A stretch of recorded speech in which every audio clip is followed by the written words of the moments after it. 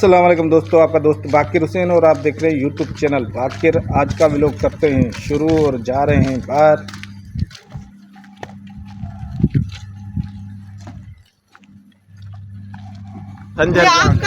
कहाँ जा रहे हो मछली पकड़ने?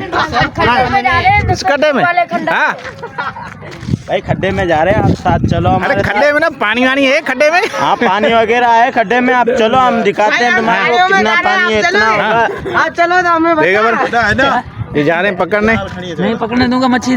बस ये पार्टी तुम्हारी है? प्रोग्राम बढ़ गया, पार्टी तो हमारी है, प्रोग्राम बढ़ गया। अरे प्रोग्राम बढ़ गया तो फिर अरे चलो मच्छी पकड़ने चले। ये जाल देखो नहीं। ओ मामा मेरे ए मामा कितने मामा मेरे ओ मामा मेरे टपड़ बजाओ जी। ओ मामा मेरे केडा ओ मामा मेरे ना टपड़ बजाओ जी। ओ मामा मेरे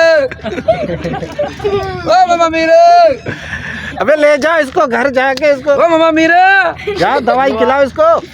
क्या हो गया इसको? ओ मामा मेरे।